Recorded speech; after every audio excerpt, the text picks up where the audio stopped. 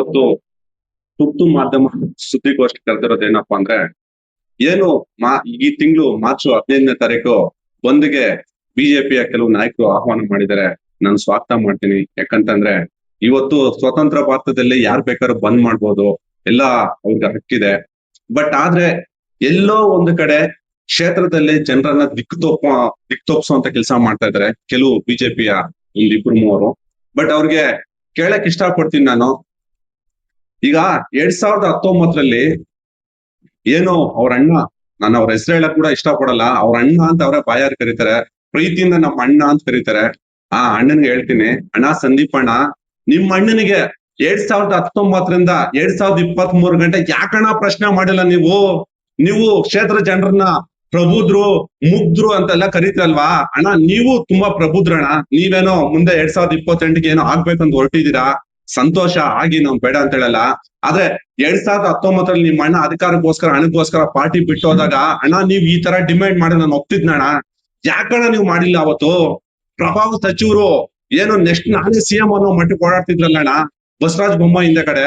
ಅಣ್ಣ ಅವತ್ ನೀವ್ ಈ ತರ ಪ್ರೆಸ್ ಮೀಟ್ ಮಾಡಿ ಈ ತರ ಬಂದು ಕರೆ ಕೊಟ್ಟಿದ್ರೆ ಅಣ್ಣ ನಾನು ನಿಮ್ ಜೊತೆಲಿ ಬಂದು ಬಂದಿಗೆ ಒಂದು ನನ್ನ ಕೈ ಒಂದು ನೀಡ್ತಾ ಇದ್ನಣ್ಣ. ನಾನು ನಮ್ ಸಂದೀಪ್ ಅಣ್ಣವ್ರು ಒಂದ್ ಒಳ್ಳೆ ಕೆಲಸ ಮಾಡ್ತಾ ಇದ್ರೆ ಕ್ಷೇತ್ರ ಜನಕ್ಕೆ ಅಂತ ಹೇಳ್ಬಿಟ್ಟು ನಾನು ನಿಮ್ಗೆ ಶಾಬಾಷ್ ಗಿಟ್ ಹೇಳ್ತಾ ಇದ್ನಣ್ಣ. ಅಲ್ಲಣ್ಣ ಅಹಿಂದ ನಾಯಕ, ಅಹಿಂದ ವರ್ಗದಿಂದ ಒಬ್ಬ ಶಾಸಕ ಆಗಿದ್ದಾನೆ ಅಂತ ಹೇಳ್ಬಿಟ್ಟು ನಿಮ್ ಕೈಲಿ ತಡೆಯಕ್ ಆಗ್ತಾ ಇಲ್ಲಣ್ಣ.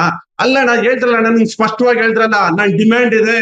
ನೀವೇನ್ ಹಳೆ ವಿಡಿಯೋಗಳು ಇವತ್ತು ಟ್ರೋಲ್ ಮಾಡ್ತಾ ಇದ್ದೀರಾ ಅಣ್ಣ, ಖಂಡಿತ ನಾನು ಒಪ್ಕೊಂತೀನಿ. ನಮ್ಮ ಶಾಸಕರು ಇವತ್ತು ಅವ್ರ ಮಾತಿಗೆ ಭದ್ರ ಆಗಿದ್ದಾರೆ. ಏನ್ ಅವತ್ತು ಶಾಸಕರಾಗೋಕ್ಕಿಂತ ಮುಂಚೆ ಏನು ಅವ್ರು ವಾಗ್ದಾನ ಕೊಟ್ಟಿದ್ರು ಕ್ಷೇತ್ರ ಜನಕ್ಕೆ ಈ ತರ ಆಗುತ್ತೆ, ಇದರಿಂದ ತೊಂದರೆ ಆಗುತ್ತೆ ಅಂತ ಹೇಳ್ಬಿಟ್ಟು ಅದ್ರ ವಿಚಾರವಾಗಿ ಇವತ್ತಿಗೂ ಅವರು ಸ್ಪಷ್ಟವಾಗಿದ್ದಾರೆ. ಯಾಕೆ ಹೇಳಿ? ನೀವೇನೋ ಡಿ ಸಿ ಆಫೀಸ್ ಹತ್ರ ಮಾತಾಡಿದ್ರು, ನಮ್ಮ ಶಾಸಕರು ಮಾತಾಡಿದ್ರು, ಹಳೆ ವಿಡಿಯೋ ಟ್ರೋಲ್ ಮಾಡ್ತಾ ಇದ್ರಾ?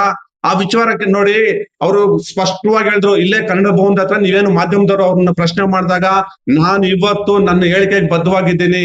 3ನೇ ಹಂತದ ಶುದ್ಧೀಕರಣಕ್ಕೆ ನಾನು ಇವತ್ತು ರೆಡಿ ಇದ್ದೀನಿ. ಸರ್ವ ಪಕ್ಷ ನಿಯೋಗ ನೋಡಿ ಸ್ಪಷ್ಟವಾಗಿ ಹೇಳಿದ್ರು.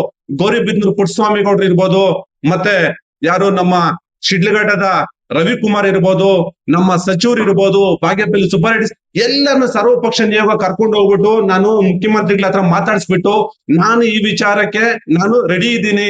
3ನೇ ಹಂತದ ಶುದ್ಧೀಕರಣಕ್ಕೆ ನನ್ಗೆ ಸ್ವಲ್ಪ ಪವರ್ ಬೇಕು, ನಾನು ಮಾತಾಡ್ತೀನಿ ಅಂತ ರೆಡಿ ಆಗಿದ್ದೀನಿ ಅಂತಂದ್ರು.